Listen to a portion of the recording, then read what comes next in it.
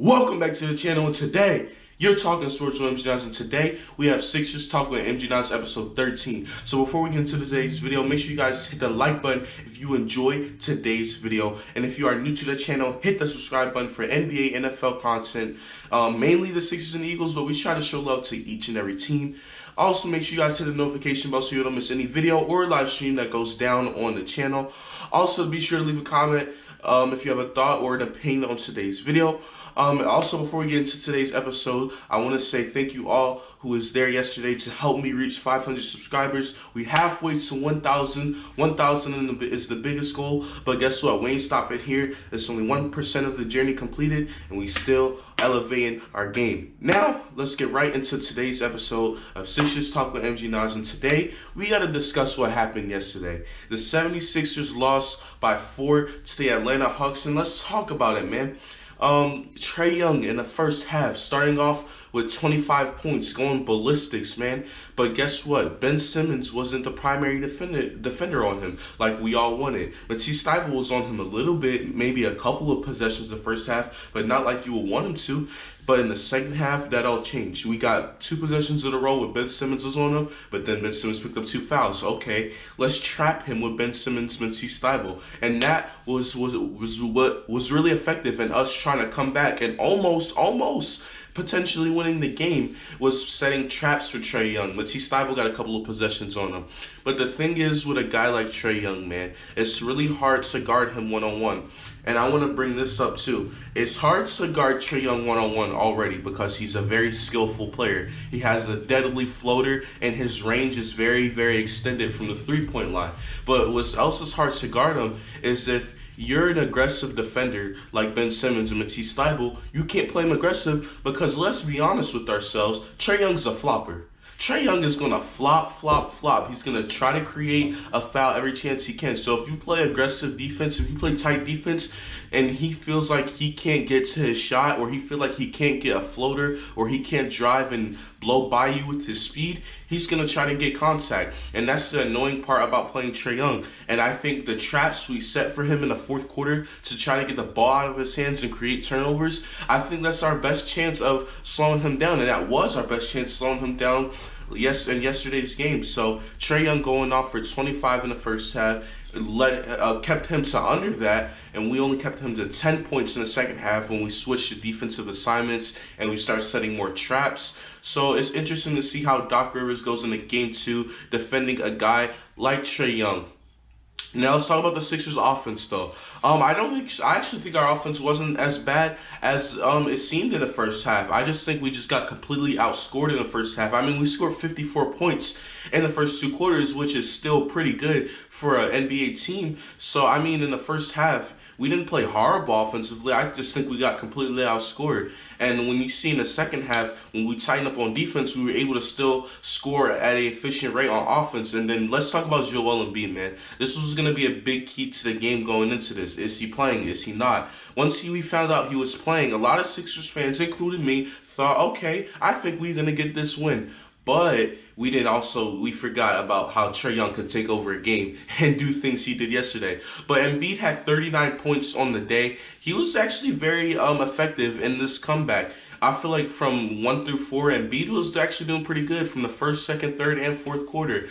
Obviously, it was hard to guard him. And one thing that I do take away from this game, a great thing actually, is that I thought Clint Capella would give Embiid a little bit of problems, just a little bit. I thought Clint Capella was going to be able to give Embiid problems, but no.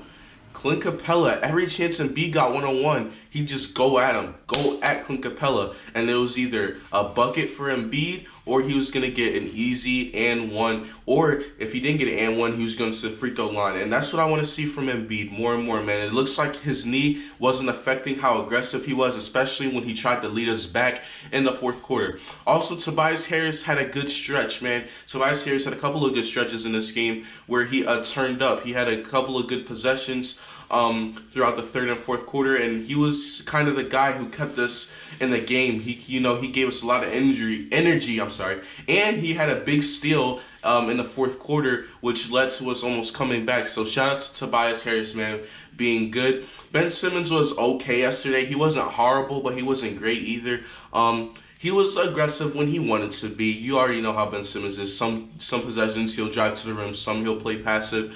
But I feel like once we got down, I feel like Ben Simmons is the type of player. When your team is getting blown out, he's not a type of guy who's gonna bring your team back in the game. So I feel like a lot of this game, Ben Simmons wasn't as effective as he's shown in the first round versus Washington. So that's just what I think happened with him yesterday. But Ben Simmons, he did make some plays here defensively. Offensively, he made a couple of plays. He had 17 points and 10 assists, I believe so. Not a horrible game from Ben Simmons. Seth Curry also had a pretty decent game. Seth Curry, man. Seth Curry's been pretty good this playoffs. I gotta say, man. I gotta say Seth Curry has been pretty good. But, you know, we discussed the Sixers part of it. But, you know, as a Sixers fan, I do want to give my respect to the opponent, and the opponent was the Atlanta Hawks. They were the better team that day. Bogdanovich hitting outside shots. Kevin Huerter hitting outside shots. Those guys were crucial. And the thing is, man, I thought, and I said on the Ben podcast, which is my podcast with my two friends, go check it out, link in the description, that the key to the Hawks winning games this series was the guys outside of Trae Young stepping up. Because Trae Young is going to have a good game regardless, all right? He's always going to be effective in the game, whether it's his playmaking or his scoring. But the thing is, can guys outside of Trae Young be consistent? Can Bogdanovich be consistent? Can Kevin Huerter be consistent? Can Gallinari be consistent? And they were consistent yesterday. They kept making their shots when Trae Young passed it to them. Now, do I expect Kevin Huerter to have a good game like he did yesterday consistently? No. Do I expect Bogdanovich to have a great game like he did yesterday? I expect him to do good, but not hit every shot. Because it seemed like Bogdanovich was just hitting every single three that he took. I don't expect those guys to do that consistently, but it is credit where credit is due, and the Atlanta Hawks role players stepped up when Trae Young needed him, when Trae Young was starting to get trapped, when he faced double teams, when he faced Ben Simmons on a couple of possessions. Trae Young had to pass it out to guys. John Collins had an okay game, and I want to say something about John Collins. I know he denied a big offer. John Collins is not as good as I thought he was, and that's not knocking John Collins. I mean, he's a good NBA player, but he just doesn't seem like a number 2 option to me. I don't know if that's just me or if y'all see the same thing. But the big takeaway from this game is Trae Young and how we're gonna defend the next game. I already said how I don't know how Doc is gonna, game plan against him defensively. But I take some negatives out this game and I take positive out of the game. The positive in this game is that when we were able to slow down Trae Young, how easy it was for us to get back in the game offensively. I feel like offensively we're pretty good all game. I feel like if we can play just a little bit better defense, I think we can win this series still. I actually think we will win this series still. I still have us winning in 6 games.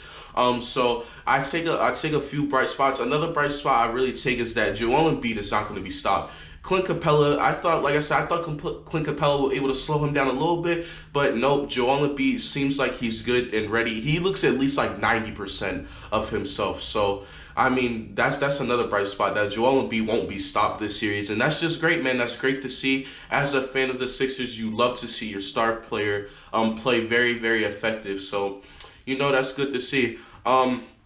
But some spots I think we need to improve on. I felt like sometimes we got a little too aggressive on defense, and I know how I said Trae Young was flopping, but there's also been times where we were just completely hacking him or completely just trying to get all over him, and that's cool. Play aggressive defense, but like I said, man, I don't want us to play soft defense, but I want us just to play like with a certain amount of aggressiveness, to the point where Trae Young can't just run into us and flop. And also, that's an NBA thing, because I don't know if y'all agree with this, but I feel like if you're an offensive player and you do that, and that's the offensive foul right there. If you run into the player, you run into the defender and create the contact, I don't know why that's a foul on a defensive player. I don't know why you can just put your arms through the player and throw the ball in the air and you get 3 free throws from the 3-point line. Like, I just don't understand that, and that's just how it is in the NBA. So I think we just got to be careful on how aggressive we want to guard Trae Young. But I do take, like I said, man, I took some bright spots from this game, because, like I said, when we were able to slow down Trae Young, it showed how offensively we were able to get back into the game. And man, when our offense is flowing and when our defense is playing good, I still think we're gonna win the series in 6 games. I think we're gonna win game 2. So y'all let me know what y'all think down in the comment section below. Y'all make sure y'all like the video if you enjoyed today's content. If you're new to the channel, once again, I'll ask you to subscribe. Thank you all for 500 subscribers. It's well appreciated. We on the road to 1K. It's your boy MG Nice, and I'm out. Peace.